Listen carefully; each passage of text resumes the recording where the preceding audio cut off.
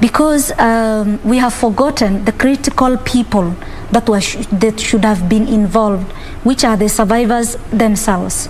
Because if we are talking about FGM is harmful, FGM is painful, but the person that it happened to her is not feeling that it was harmful. So how do we convince her that whatever happened to you was wrong? Majority of them, the 4 million we are talking about, I think not even 100 of them, 100 out of the 4 million are even saying what happened to me was wrong, or even trying to save their daughters.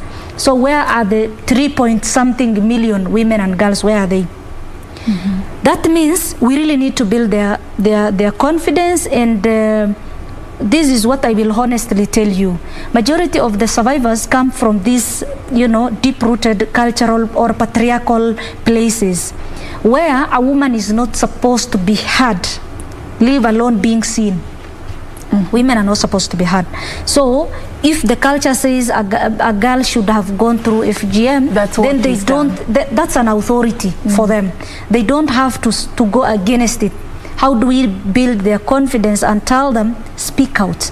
Because if there is a man who is supposed to be involved, if there is a religious leader who is supposed to be involved, and the survivors themselves don't beg and tell them, what happened to us was painful, this is my personal testimony, sharing their own. That's why next week, inshallah, Mungu akipenda, on Thursday, I'm hosting a survivors' voices, how to amplify survivors' voices on the media through the global media campaign. They have really supported me to speak in front of the camera. They built my confidence. How about the others? So we are trying to bring them on board. Such stories should come out, exactly, so that people can understand the impact. This is the reality, my dear. We need to build the confidence of survivors, because currently 2 things are happening. Number one, as a young girl, I rushed to FGM. I fell into the trap of FGM because I was running away from the community pressure, the stigma. Now you are a survivor, you are exposed to the world.